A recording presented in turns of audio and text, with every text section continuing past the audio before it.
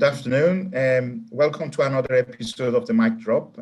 As you probably remember, the last episode we had, we were talking about the gender identity, and we decided it was a subject that we could actually carry on talking for another episode. So that's why we invited the same guests, Kath Charters and Arthur Britney, to come and talk about the experience and the issues that the trans people have in Britain.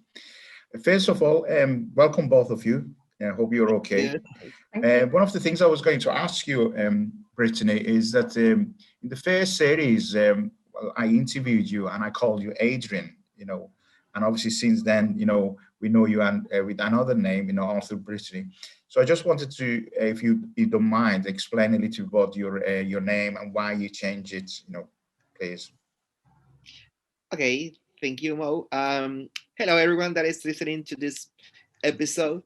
Yeah, it's kind of an extensive story that I will try to resume. For me, since I, let's say, came out and accept my identity, it was also stuff about, better say, I always had this kind of fighting inside of me, trying to figure out who I really am, who I really was, or who I wanted to be. So part of this stuff is that I never felt the name that was given me when I was born identified myself. There's people that they feel really proud of their name and they say, this is my name. And they carry on, even, for example, being drag queens, they keep their name as the name that they were given when they were born. But in my particular case, I never felt identified with that name. I never liked it. So across the years, many people before even I came here to the UK, they started to call me Britney as a nickname. And it was like, I always had that name with me. And so eventually that became part of my identity. So I really felt like I was, Britney was my name because most of people call me like that. But I also, in my country, they call me Arturo, which is the Spanish version of Artu. So it's like I just transform my Spanish name into the English version and mix it with Britney, which for me personally, it totally sends the message of my identity, that a non-binary person that doesn't feel that fits on the masculine or feminine stuff. So I'm like in the middle, like my name's like, and actually when my case came out to the public, people get shocked, positive and negative about the name. It's like, how come they were able to get that mix up of names? So some people get shocked, like I said, in the negative way, but other people, they got shocked in the positive, say, oh my God, what a legend, those names, just queen. So yeah, it really identifies my new identity, and it's important for me to be called with these names, because this is the person I feel like I am. Okay, thanks very much for the explanation. I just want another very short answer, or a quick answer. What does your mom call you now? Does she call you Arturo or Arthur or Brittany or Arthur Brittany? My mom always called me mi amor, so or mi vida. So my love. It doesn't make any difference. Okay, thanks very much, Kath. In the last episode, we did talk quite a lot in regard to non-binary, and we didn't really have a lot of time to actually talk about the trans men and trans women. Just remind us again the group that you facilitate in Liverpool, what it was called, And before that, I just got to say that I actually was invited once to that group, and one of the things that sort of struck me first, obviously they were a very friendly bunch of people, but also another thing was the diversity that existed in that group. If I remember rightly, there was someone probably in his 70s there, and there was someone in their teenage, and seemed that they all got on really well. Yes, please. Thank you. Thanks, Mo. Well, personally speaking, Oh, so I'll say what the group is. The group is called Trans Health Merseyside. And just to give a background to the group, we were once upon a time we were funded by the Liverpool Clinical Commissioning Group, and we are in partnership and have been in partnership with Trust Merseyside, which is another quite important. And I would advise anyone to have a little look at Trust Merseyside at their website. They're another big group for people who are identifying as trans or under the trans umbrella in Merseyside. So thanks for your comment about the group, actually, because one of the things that I get, so I've worked in community engagement for an awfully long time, too long.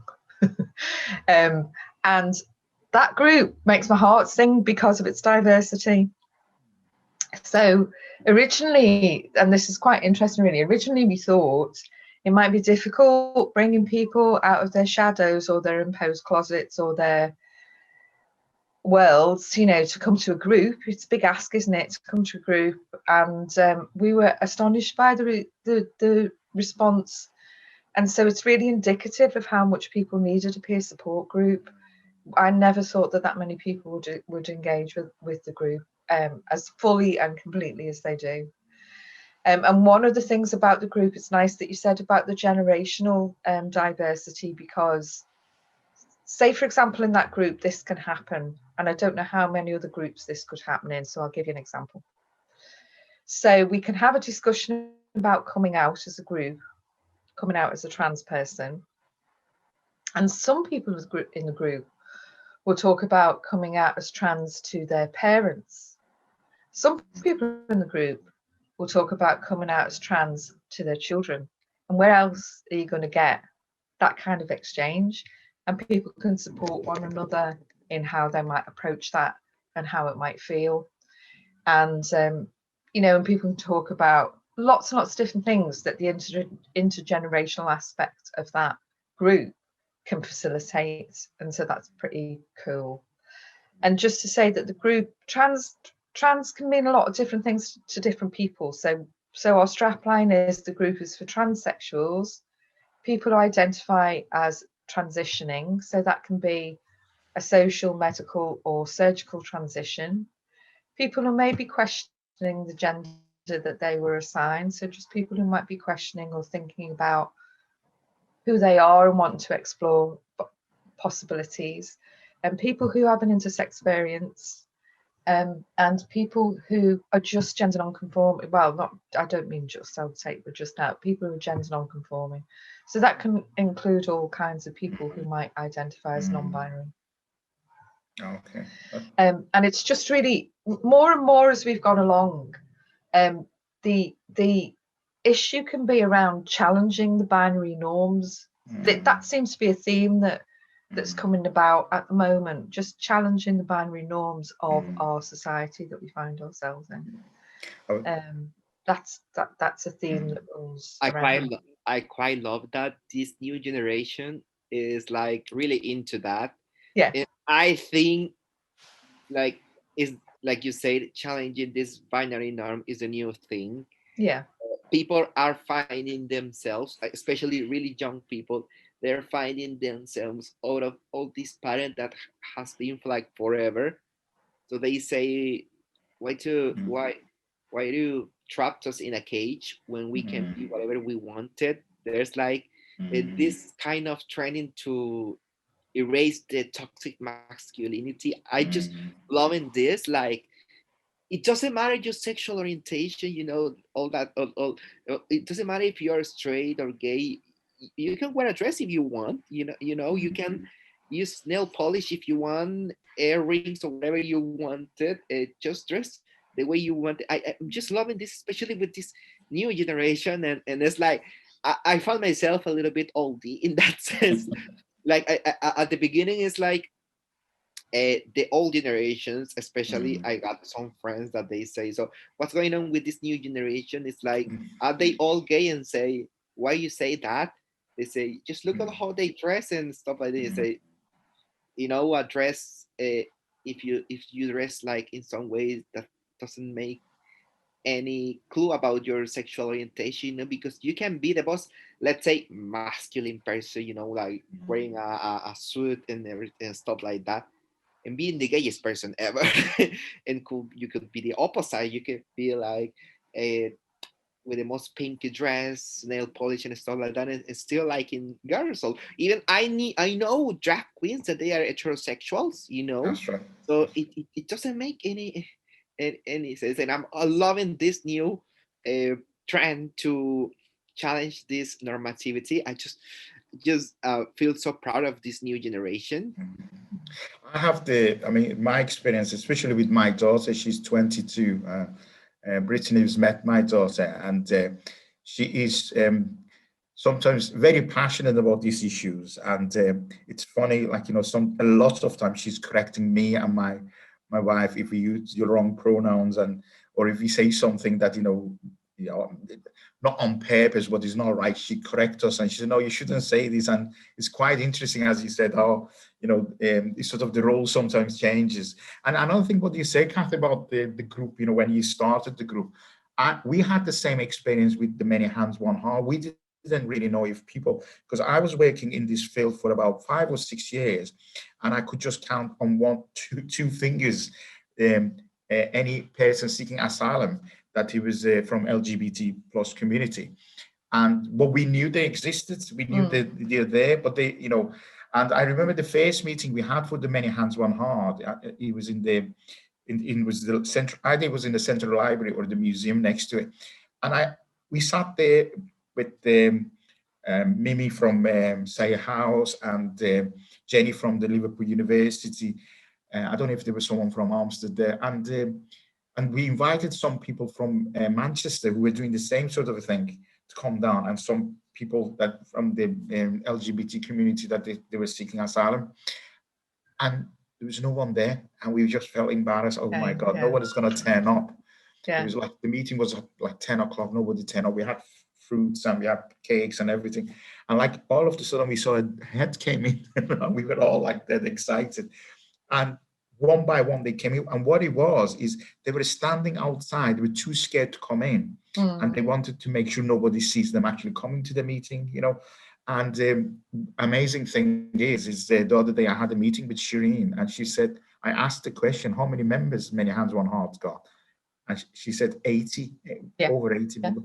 And it's next question I've got from you is how many members Trans Health Group got? We've got 70 members that are signed up to the a registered youth service users of the project, but we tend to have about 25 to 30 when we're meeting outside of the pandemic, so when we've been meeting in the evenings prior to lockdown.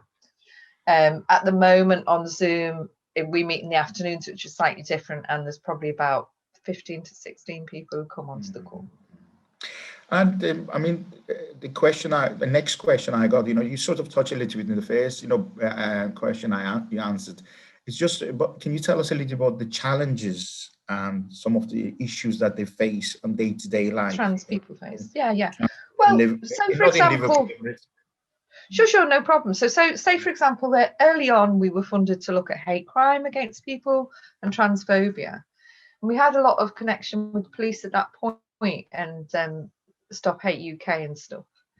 And people would talk about people reporting hate crime and numbers of the group, a sizable majority of the group, would say, well, if I was reporting hate crimes to me that happens every day, I'd be on the phone to the police for the majority of my life, and I haven't got the time to do that. I've got to live my life. And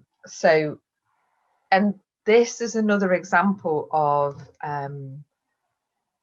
it can be so complicated. So for example, there's a sort of, it's not outdated, but it's kind of got a historic context, this term. So there's a term which actually is used in the binary understanding of transition. So this is not what we're talking about because we're slightly outside of that binary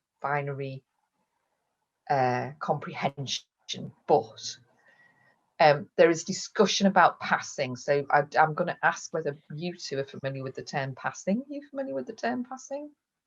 No. Okay. So if you, this is not the case now, but if, let's say up until about 5 to 7 years ago, if you were attending a gender identity clinic and you wanted to be not in the gender identity that you were assigned at birth, so you were transitioning, and you'd be asked to, so let's take an example of a male person, someone who was assigned male at birth, who wanted to transition to be a woman. So in the course of their assessment and in the course of their treatment and all that kind of thing, they will be given support around living, working and expressing themselves in everyday life as a woman. But there were kind of outdated understanding of what a woman might look like that was quite perceived to be, you know, I'm going to say long hair, long nails, but I don't, that's really simplified.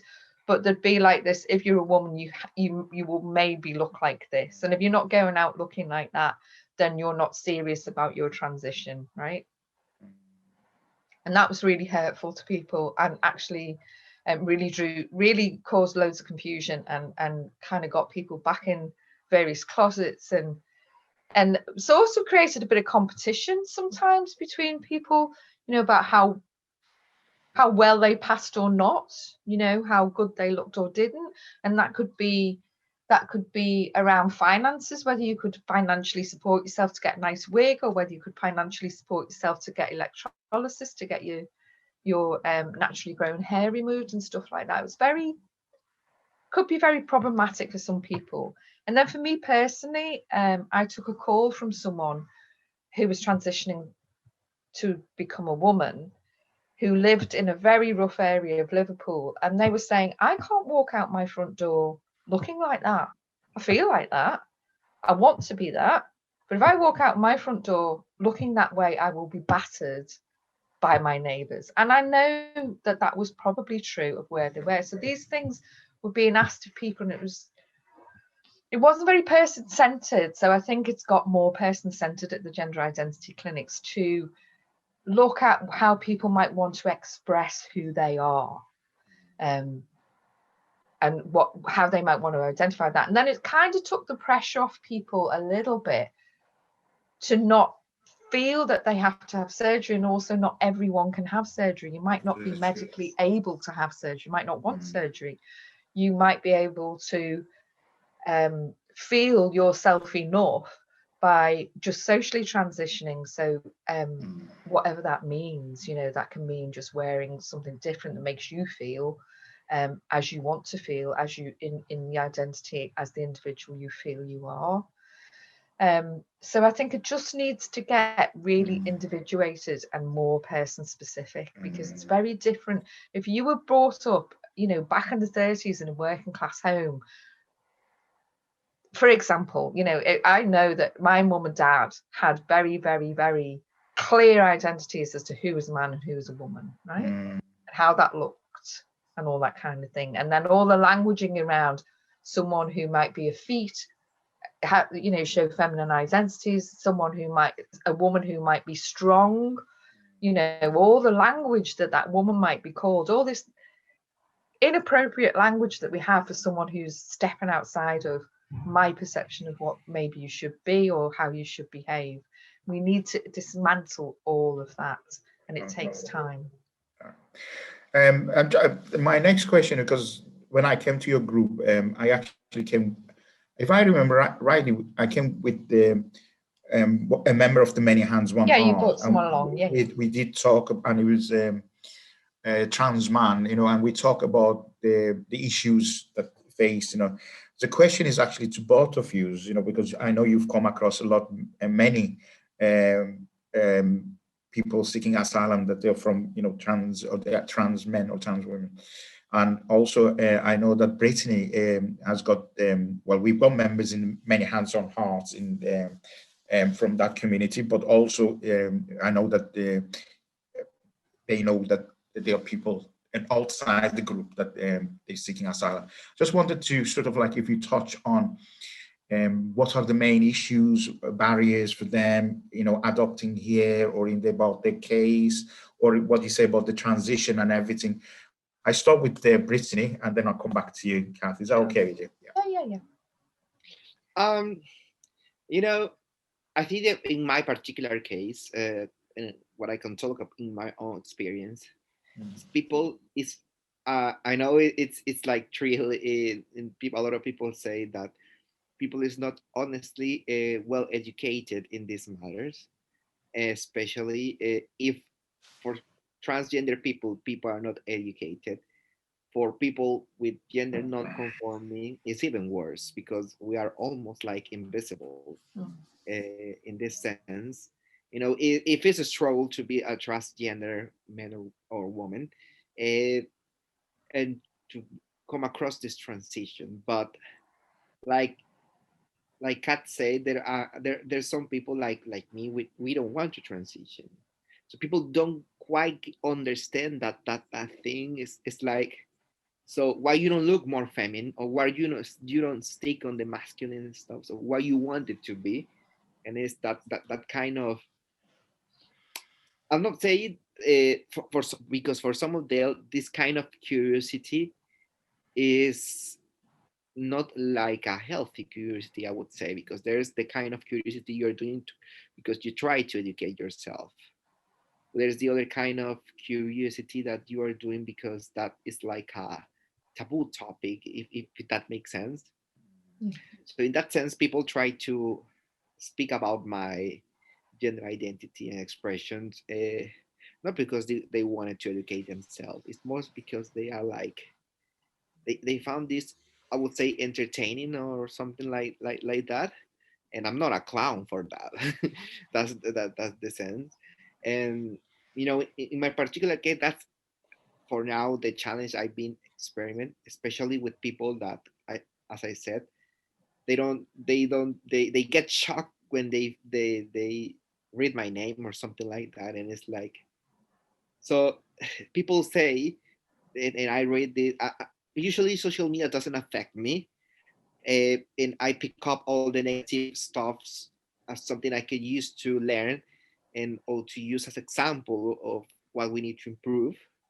But there's when my case came out, I read across social media this comment like a lot. People saying, if they say he or they say he, usually they say, if he cannot accept themselves, how we expect to accept them. But it's not like that. It's not like I don't accept myself. I know what I wanted to be, and I know what I am. So it's not that I'm not accepting me. I'm trying to reach that person that is actually me. So for people, it's really difficult to understand this. That it's not like I'm not accepting my body. It's not like I'm not accepting myself. What it means is I wanted to be the person I wanted to be, and so it's a little bit more complicated than that. I'm trying, and maybe I'm being a little bit minimalist in this, but I think that's something we need to raise a lot. That it's not like we are not accepting ourselves. We just wanted to be what we wanted to be. Kath, you want to add anything to that? So it's about challenges, wasn't it? It's about asylum seeking challenges. Okay, so I wonder that when someone comes into the country, this is just someone who has transitioned or is in the process of transitioning. I wonder if when someone comes into the country seeking asylum on the basis of being harassed or at risk of death for transitioning at home. So you would presumably want to produce papers that show that you're in the process of transitioning. Your concerns may be guessing if you are on bridging hormones, having your hormones continued. If you have had surgery, having your GP understand what the surgery was and what follow-up, because it's all a process. So what follow-up might need to happen, and how do you get onto the relevant lists? How do you get to the relevant specialisms? How do you get the clinical care that you might need in the process of seeking asylum as well? Then you've got potential language situations, so that's difficulty too. And our languaging around someone transitioning or indeed being non-gender conforming may be completely different to someone else's languaging around that. So to try and have an understanding of that. And then if someone has come in who has, and I'm going to use the words trans history, and I'll explain that. So some women, for example, some men who are trans women, trans men might say, I'm a trans woman, might say, I'm a trans man. But some people might say, I'm a woman with a trans history, or I'm a man with a trans history, because actually I'm now fully male, or I'm now fully in my mind, you know. So the transition's happened and I'm some at different point. But medically, those people may need screenings, such as cervical cancer screening, such as there's a screening for people who were assigned male at birth because of their quote unquote male characteristics. There's certain screenings that you might need biologically speaking, if that makes sense. Yeah. But if your medical history starts from the point of you being in your now preferred gender, and there's no understanding of your previous history, your screening might get missed, but you might feel that you don't want to share that with anyone. And so there needs to be some comprehensive understanding, as we discussed last time. I'm sure we were talking about professional discussions about so that everybody has equal access to the preventative healthcare that we need to have. So I think it's really multiple. I think there's so many barriers that everybody's trying to hopefully overcome and understand. So there'll be barriers that I maybe I won't be aware of. Someone will bring that up for me as hopefully we go along. Very open to anyone talking to me about things, because it's important that I know as well. The cases I've had, and the one that I'm going to mention, let's just Mr. R, one of the people that I brought, I came to the group, and he was from Iran, if you remember, and I think the number one problem, he told me was about here, the medical, the GP and all that, they didn't believe that, they wanted to prove that he was going through the transition. So he had to do some sort of a test with the hormones and all that. And there was a delay. And for him to get the hormones, the delay was so long that he started, his voices started changing a little bit, and his breast was coming back, all that sort of thing that he was telling me that, it was obviously not very pleasant. Another thing is, I remember he told me it was about, the center wasn't in Liverpool, he was over the water. Was that right? Is that in Wirral somewhere he had to go? Yes, there's an endocrinologist in Wirral Park Hospital. That's right. Yeah. Which again, for someone who's not from here and only gets £35 and all that was a challenge itself. Yeah. The main later on, he sort of told me, because he was from a very religious family, born in a woman's body, and in family that the women, if there was a funeral or there was a wedding, they're all separated, and he was always with the women, and especially sometimes they had the public bath and all that. So because of that, he became recluse. He just would not go to any public gathering of the family and all that. And obviously his confidence was quite low. And unfortunately, one of the things later on happened to him, it was really upsetting. He was in a shared accommodation with other men. One of the men basically tried to sexually assault him, which was, it was terrible, and he didn't want to talk about it. And they are the issues that I came across. But also the friend that Britney's got, and a member of our group, as well. I think there's a lot of times as well, as you said, when they come here, they don't have any choice where they're going to be, and you were just talking about someone for example, in the north end of Liverpool, in an area that it was quite rough or whatever. That has happened to some of the, trans women, that they come to, they come out here as to seek asylum because they don't have any choice. And the area that they're in, the case I'm talking about, the person was not only outside Liverpool. It was in the middle of nowhere, in a town, a very small town, that they had no visible LGBT community. There's no, gay bar, and that itself was, if you're frightened, well, considering that you come from that country, that you were violent, come here and you go to get out of your house and people calling you names. Obviously, you don't speak the language. All that was. Do you know which one I'm talking about, Brittany? Just and. So this is one of the some of the issues that I've come across in the last few years that I thought. Sorry, Brittany wanted to say something as well. I think, is that right? Oh yes, talking about also about the proper asylum process. I think I would say also the Home Office sometimes they doesn't follow their own guidelines. The Home Office has like a sexual orientation and gender orientation guidelines, like a kind of to follow when a person identifies themselves as a LGBT, but they don't follow those guidelines, honestly. In my particular case, even when I brought the situation that I felt non-binary, they never asked for my pronouns. They never asked for that, and they still continue to treat me as a gay man, even when I got letters from my caseworker, from my therapist at Tahir House, and from many people that says, this person has evolved, they has grown out, and now thanks to this freedom process, it those identify themselves as no-binary.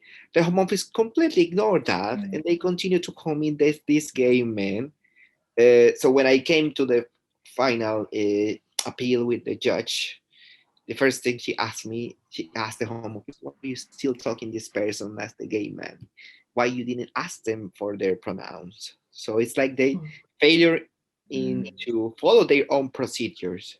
So if they cannot stick to their own procedures, what you can expect with situation that they are out of the procedures, So it's like horrible to seek asylum and being LGBT because it's like you said at the beginning, Mo, when many household hard started, people say we know they exist, but we know where they are. It's like so the same with trans and people non-binary like me. Like, yeah, you got like the Home Office probably got this vague idea, but they don't realize they are on the system already, and they are failing to follow the process across there, and I feel a little bit grateful in the sense that when my case came out, it's like gave us visibility to this reality that the Home Office completely ignoring the reality of non-binary people seeking asylum. One of the things, sorry, Kath, you wanted to say something? Or No. One of the things actually I've got to say to you, Brittany, because even before I started doing this job, I had some sort of a contact with the Home Office in regard to the cases, not just the LGBT plus people in any cases. And I was a freelance interpreter in previous life. And one of the things actually progressed and got better with regard to the Home Office is the questioning used to be very, very intrusive, especially when it came to the sexual activity. As an interpreter, sometimes I used to absolutely could not believe the questions they were asking, in regard to what position you were doing, how did you do it, what did you do to the person, and that's sort of I believe is stopped, but I'd probably question that, Mo. You don't think it's a stop that? Well, what I know is there was one case that it was an Iranian fella that he said they asked him those questions, but he was too scared to say, sorry, I'm not answering that question. So I think if they ask that question, if the people know they're right, they could actually say that's got nothing to do with it. Sure. Another thing is because sexuality is so difficult to prove, some solicitors actually sort of welcome those questions, because then you could actually talk about you, which I think is terrible. A solicitor say, advise you to go graphically explain. I think there was one or two cases actually someone filmed themselves having sex with their partner, and show it as a proof. I've heard that. Yeah. that's something that used to happen quite a lot. Again, the question goes, you as you said, you think this is still happening. Did you have that sort of experience yourself, Brittany, when you were questioned by Home Office? It's interesting because I heard from some disgusting questions to people I know and even people from the group. But in my particular case, it was kind of interesting. I remember when I came out to the first interview, the first interview, when you give evidence, they told me, we're not going to accept any explicit evidence. So if you got something with a partner or something like that to prove you get, we're not going to accept that. And I was not bringing that, of course, but it's like, I put a picture of my file that was kind of funny, let's say, because I was with a massive carrot licking it, pretending it was a dick. So they say, no, this is too explicit. We cannot take this. So it's like they say that was too explicit, but at the same time, to other people, they are requesting them, we want you to actually see you having action.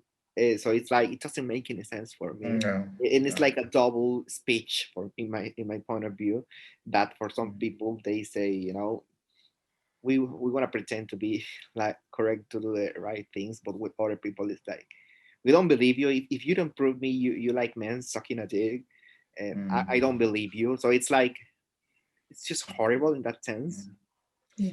I mean, the last question I've got, unless you want to say something else, is from Kathy. There was a survey. I used to be involved with the Mental Health Consortium, and there was a LGBT plus group there. Claire Stevens used to chair it, and they did a survey in regard to the LGBT plus community in Liverpool. And one of the things that came out of that it was actually, the gay, there was a lot of sort of like racism and in that community in regard to other people from other countries and all that sort of thing. I didn't see that when I came to your group, with the people seeking asylum, with another person seeking asylum. I just wanted to see if you actually, and I'll be honest with you, I was very surprised when the result of that survey came, because I just thought people who have been, discriminated and been victim of a hate crime, they should be more understanding to, I didn't see that in your group, but have you had any sort of issues, and how did you dealt with it, if you had that sort of? Personally speaking, we've not had any issues I thought so. like that at all. But I think I think that could be because, the fight, if that's the right word, not everybody sees transition as a fight or a right. It's just a life, it's just my life. It's just who I am. But some people see it as a fight or a campaign. So that's a global campaign, isn't it? And actually, more than anything, in my experience, people have been interested in what other people's transition looks like in another country, or what it looks like to be, non-conforming in another country, gender non-conforming in another country. People are interested in people, they're there to meet one another, support one another, and they're quite clear on that. We have, Adrian, sorry, Arthur, I'm so sorry. Arthur may, I don't know, it'd be interesting to see what you got to say about this. But Sahir tries to consciously create a inclusive atmosphere, actually, kind of like in the spaces and places that aren't, not just in one-to-one, but actually around the area. So like in the drop-in and in the reception area and all that kind of thing. And kind of quite often do updates to their volunteers and updates to the staff and updates to service users and stuff around issues such as this, and there is codes of conduct around people who may hurtfully say things that could be considered a hate crime, or who may, because of a lack of understanding or education, say the same thing. And I guess in those, each case will be dealt with individually, but there is a code of conduct that everybody has to have a little nosy at and agree to. In my experience, I've not had anything like that personally. People are just more interested. Yeah. Not even a curiosity. It's just it's a genuine interest. And just to say something about, just to go back to something that we said before, I think that you know, I've just got a very keen awareness of that, people crossing the line between curiosity and fetishism, and just kind of really holding that boundary for people, because it's just the safety aspect of holding a group for me. That okay. Have you Brittany, have you ever had experience any sort of racism in, like, from gay men or LGBT community in Liverpool? Or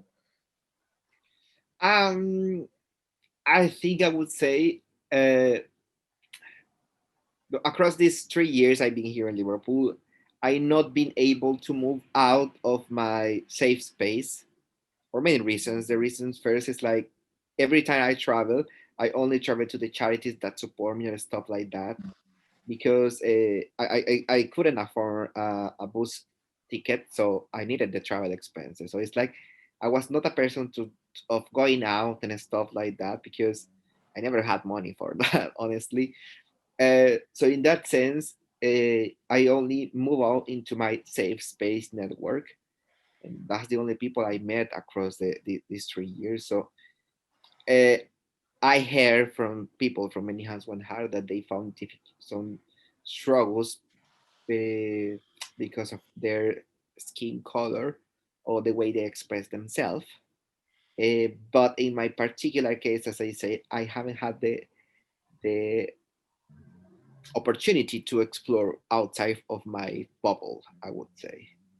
Especially now with COVID, it's impossible. um, so, but for now, the only thing I could say is positive stuffs. Once the real world comes back, I'll come back we'll to see. you. We'll see. Is there? I know. Sorry, I know. No. We're just one thing is, actually, I remember one member from Muslim community was saying that, you know, when he goes to any gay bar, you know, he goes to cop off. But, you know, he usually tell people that he's from Latin America or Spanish, because he doesn't want people to start asking questions about Islam and, you know, about his religion, and he's just there to cop off. He doesn't want to really talk about that. So anyway, thanks very much for your participation. I really enjoy your explanation. I'm dealing with a lot of my issues regarding, you know, LGBT community and trans gender identities, and I'm feeling a lot more confident. And I think if anyone who's got sort of issues like that, it's got to sort of like listen to the people opposite or from that group, and to sort of expand their the knowledge and experience. Thanks very much for your time. Thank you. Bye. No, it's really great to be on. Thank you. Yes. Cheers.